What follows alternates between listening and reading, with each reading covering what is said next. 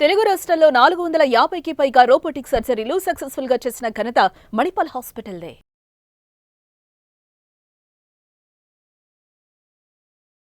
నమస్తే, welcome to Suman TV. ప్రస్తుతం అంతా పట్టు ప్రముఖ వైద్యులు డాక్టర్ కిరణ్ గంగా ఉన్నారు, వారితో మాట్లాడదాం. హలో డాక్టర్ గారు.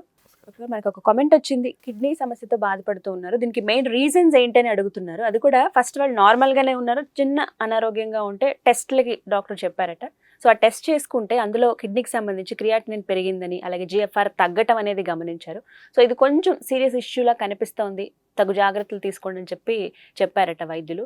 సో అసలు ఏంటి, ఎందుకు ఈ ప్రాబ్లం వచ్చింది అని అడుగుతున్నారండి.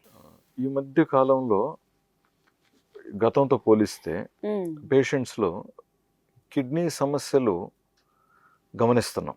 ఓకే, ఇది వరకు ఉన్న ఒక మోతాదులతో పోలిస్తే ఈ మధ్య పర్సంటేజ్ పెరిగింది. పైగా మనకి ప్రతి సంవత్సరం మార్చ్ 2వ గురువారం నాడు ప్రపంచ కిడ్నీ డేగా భావిస్తారు. సో ఈ మధ్య దాంట్లో కూడా ఏంటంటే డెఫినెట్గా ట్రీట్మెంట్ అనేది ప్రతి ఒక్కరికి అందుబాటులోకి ఉండాలి, ప్లస్ మనం నివారించగలిగిన సమస్యలను నివారించాలి అనేది స్లోగన్గా పెట్టారనమాట. ఏదైతే ప్రివెంట్ చేయగలుగుతామో అవి ప్రివెంట్ చేయాలి, ఎవరైతే రీచబుల్గా లేరో వాళ్ళకు మనం రీచ్ అవ్వాలి అనేది స్లోగన్గా పెట్టారు. అంటే ఏంటి, కిడ్నీ ప్రాబ్లం వచ్చిన తర్వాత కంటే కూడా అసలు రాకుండా మనము జాగ్రత్తలు తీసుకోవాలి. డాక్టర్స్గా పేషెంట్స్కి అవగాహన తీసుకొచ్చి పేషెంట్స్లో కూడా ఎటువంటి ఆహార పద్ధతులు కానివ్వండి, లేదా ఏదైనా ఎక్స్ట్రీమ్ డైట్స్ కానివ్వండి, లేదా ఇంకేదైనా వేరే మందులు కానివ్వండి, లేదా ఓవర్ కౌంటర్ మందులు కానివ్వండి, సో ఏదైనా కూడా కిడ్నీ ఆరోగ్యం బాగుండాలి. ముఖ్యంగా బీపీ, ఎందుకంటే షుగర్ కంటే కూడా బీపీ కిడ్నీని ఎక్కువగా డ్యామేజ్ చేస్తుంది. తర్వాత షుగర్ కూడా కిడ్నీని డ్యామేజ్ చేస్తుంది. తర్వాత కొలెస్ట్రాల్ కూడా డ్యామేజ్ చేయగలుగుతుంది. ఇంతేకాకుండా any food items that are chemicals, natural కాకుండా సహజ జీవనానికి కాకుండా ఏదైనా కెమికల్స్ ఏదైతే మనము ఫుడ్లో కానివ్వండి, దేంట్లోనే ఇవాళ రేపు చూస్తే మనము ఫుడ్ నిల్వలు ఉంచడానికి కానివ్వండి, లేదా ఫుడ్కు రంగు రావటానికి కానివ్వండి, లేదా ఇంకేదైనా టేస్ట్ ఎన్హాన్సర్స్ కానివ్వండి, లేదా జ్యూసుల్లో స్వచ్ఛమైన జ్యూసు ఒక ఫ్లేవర్స్ టేస్ట్ రావటానికి కానివ్వండి, షుగరు, ఉప్పు, ఆయిల్ ఏదైనా కిడ్నీకి లోడే. ఫిల్టర్స్ ఏది ఎక్స్ట్రా పడినా కూడా ఫిల్టర్లో బ్లాక్ అవ్వాలి. సో ఫిల్టర్స్ పనిచేయాలి. సో ఎంత పని చేయగలుగుతాయి, ప్లస్ మనం తీసుకుంటున్న ఆహారాల్లో, కూరగాయలలో అంతకుముందు వాడిన ఫర్టిలైజర్స్, పెస్టిసైడ్స్ ఇవి కూడా కిడ్నీకి లోడు. వీటన్నిటితో పాటు ఓవర్ కౌంటర్గా తీసుకోగలిగే ఈ పెయిన్ టాబ్లెట్స్, పెయిన్ కిల్లర్స్, నొప్పులకి, వాపులకి అనిపిస్తే వెంటనే ఇది దీనికి సంబంధించిందే కదా, తెలిసిందే కదా అని చెప్పి తీసేసుకోవటం. సో జనరల్గా మనము డాక్టర్స్ మీటింగ్స్లో కిడ్నీ డాక్టర్స్ చెప్తున్నది కూడా ఏంటంటే ప్రధానంగా వాళ్ళకు కూడా number of cases are rising అనమాట.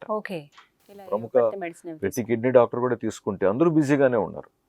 ఓపీ ఫుల్గా ఉంది, పేషెంట్స్ అడ్మిట్ అయినారు, చాలా మంది డయాలిసిస్లో ఉన్నారు. డయాలిసిస్ అవసరం ఉన్నప్పుడు dialysis is the best. Dialysis చేయకపోతే పేషెంట్ చనిపోతారు. డయాలిసిస్తో అద్భుతంగా చాలా సంవత్సరాలు ప్రాణాలతో అద్భుతంగా ఉన్న వాళ్ళు ఉన్నారు.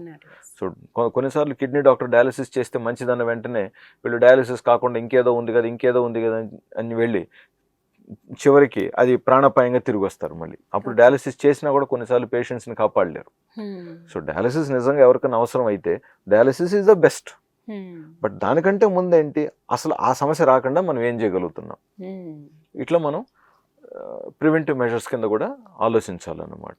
సో చాలా మంది జనాభాలో కారణాలు ఫైనల్ గా ఒబేసిటీ కూడా, ఊబకాయం, బరువు ఎక్కువ ఉండటం కూడా కిడ్నీస్ కి ప్రమాదమే.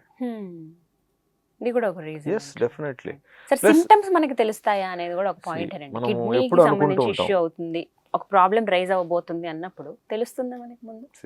మన బాడీ ఏంటంటే ఎంత అద్భుతంగా ఆ భగవంతుడు మనల్ని తయారు చేశాడంటే 80-70% వరకు ఆ అవయవం పాడైతే గాని మనకు సిమ్టమ్స్ వచ్చేలాగా పెట్టారనమాట.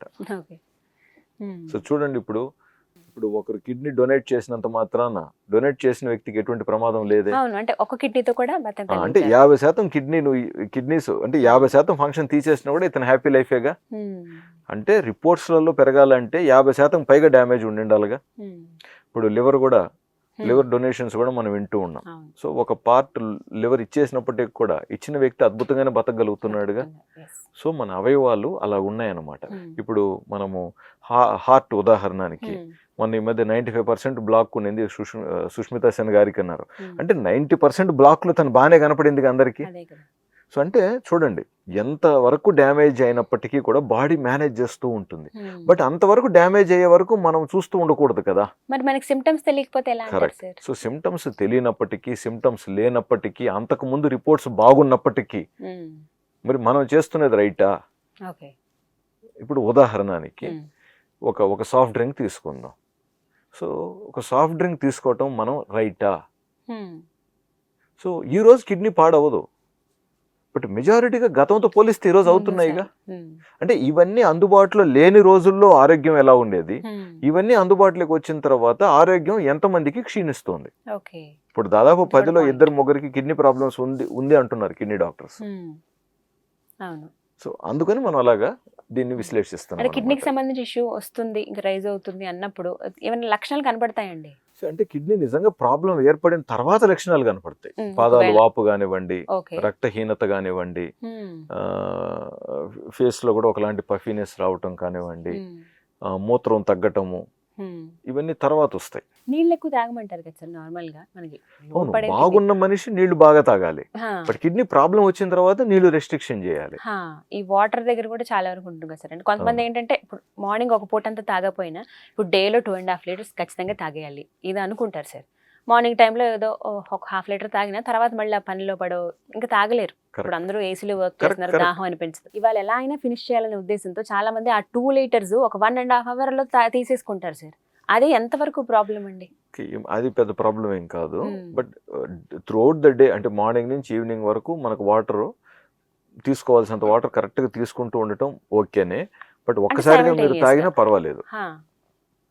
ఒకసారిగా తీసుకున్నా కూడా అంటే ఉదయాన్నే 1 లీటర్ తాగటం, తర్వాత లంచ్ వరకు ఇంకొక లీటరు, తర్వాత సాయంత్రం లోపు ఇంకొక లీటరు, తప్పేం లేదనమాట. బట్ మెజారిటీ ఇప్పుడు వాటర్ తక్కువ తీసుకుంటున్నారు, మరీ తక్కువ. 2-3 గ్లాసులు తాగుంటారు లెక్క పెడితే డేలో. అది రైట్ కాదు ఖచ్చితంగా. మనం బాగున్న వారిలో, కిడ్నీస్ ఎటువంటి సమస్య లేని వారిలో మనం మినిమం వాటర్ 2.5 to 3.5 వరకు తీసుకోవాలి. అప్పుడే మనకు యూరిన్ కూడా కాన్సన్ట్రేటెడ్ గా రాదు. సో కిడ్నీస్ కి మూత్ర విసర్జనలో ఒకవేళ మన బాడీలో వాటర్ తక్కువ ఉందనుకుందాం, సో మూత్రాన్ని కాన్సన్ట్రేట్ చేయాలన్నమాట. సో వాటర్ని వెళ్ళనివ్వదు, అది మళ్ళీ రీఅబ్జార్బ్ చేసుకుంటూ ఉంటుంది. సో పని ఎక్కువ పడచ్చు. సో మనకు కావాల్సినంత హైడ్రేషన్ పెడితేనే కిడ్నీస్కి హెల్తీగా ఉంటుంది, లేకన్నా ఉంటే అసిడిక్గా మారుతుంది అన్నమాట. సో అదొకటి. రెండోది మెయిన్గా ఎటువంటి ఆర్టిఫిషియల్ థింగ్స్ అనేటివి మనకు బాడీకి అనేటివి కరెక్ట్ కాదు. ఇప్పుడు ఈ పర్సన్ ఎవరైతే సార్ మీకు చెప్పాను క్రియాటినిన్ పెరగటం కానీ జిఎఫ్ఆర్ కానీ వీటిని ఎలా బ్యాలెన్స్ చేస్తారు సార్, ఎలా చేయాలి? అంటే ఇప్పుడు ఉదాహరణకి షుగర్ ఉన్న వ్యక్తి అనుకుందాం. షుగర్కి డెఫినెట్గా కొన్ని మాత్రలు వాడుతూ ఉంటారు కదా. సో ఇంకా క్రియాటినిన్ పెరుగుతుందంటే అందులో కొన్ని మాత్రలు తగ్గించడం లేదా కొన్ని మాత్రలు ఆపటం చేసి ఇన్సులిన్ ఖచ్చితంగా వాడేలాగా షుగర్ లెవెల్స్ని బట్టి ఇన్సులిన్ వాడాల్సిన అవసరం ఉందా లేదా అని నిర్ధారించుకొని ఇన్సులిన్ అవసరం ఉంటే ఖచ్చితంగా వాడాలి. ఎందుకంటే ఇన్సులిన్ కిడ్నీస్కి సేఫెస్ట్ అనమాట. సో కొన్ని మాత్రలు తగ్గించుకుంటాం. అదేవిధంగా ఇప్పుడు వాళ్ళకి కాల్షియం తక్కువ ఉన్న కాల్షియం సప్లిమెంటేషన్, తర్వాత ఒకవేళ బ్లడ్ తక్కువ ఉంటే దానికి ఐరన్ సప్లిమెంటేషన్ ఇస్తూ, అలాగా బ్లడ్ ప్రెషర్ ఎక్కువ ఉంటే బ్లడ్ ప్రెషర్ని ఖచ్చితంగా కంట్రోల్ చేయాలి. కొలెస్ట్రాల్ ఎక్కువ ఉంటే కొలెస్ట్రాల్ని కంట్రోల్ చేయటం, లేదా విటమిన్ డి లోపం ఉంటే దాన్ని మేనేజ్ చేయటం, లేదా థైరాయిడ్ లోపం ఉంటే థైరాయిడ్ని కరెక్షన్ చేయటం. సో ఇవన్నిటిని కరెక్షన్ చేసుకుంటూ చాలా వరకు చాలా సంవత్సరాలు ఆ క్రియాటినిన్ అంతకు మించి పెరగకుండా మేనేజ్ చేసుకుంటూ వెళ్ళొచ్చండి. బట్ మళ్ళీ ఇంకొక స్థాయిలో క్రియాటినిన్ నిజంగా పెరుగుతూ ఒక లిమిట్స్ దాటింది అనుకుందాం, అప్పుడు డయాలిసిస్ అవసరం ఉంటుంది. సో కొంచెం అక్కడ ఖర్చుతో కూడిన విషయం. బట్ డయాలిసిస్తో కూడా పేషెంట్ మంచి జీవన శైలిని కూడా ఆచరించగలుగుతారు. సో కిడ్నీ ఫెయిల్యూర్ అయినంత మాత్రాన ఇమీడియట్గా ప్రాణాలు పోవు. బట్ జనరల్గా కిడ్నీ ఫెయిల్యూర్లో వెళ్ళిన మనిషి డయాలిసిస్తో బాగున్నప్పటికీ కూడా జనరల్గా తర్వాత ప్రాణ నష్టం కలిగేది హార్ట్ ప్రాబ్లంతో కానీ ఇంకేదన్నా ఉంటాయి. కిడ్నీ ఫెయిల్యూర్ కంటే ముందు వేరే ఇంకొకటి జరుగుతుంది అనమాట. సో అలాగా మనము పేషెంట్ కోల్పోవటం అనేది యూజువల్గా జరుగుతూ ఉంటాయి. సో ఆ జాగ్రత్తలు అనేవి తీసుకోవాలి definitely. ముందస్తుగా తీసుకోగలిగే జాగ్రత్తలు ముందస్తుగా తీసుకుంటే ఈ సమస్యలు రాకుండా ఉంటాయి.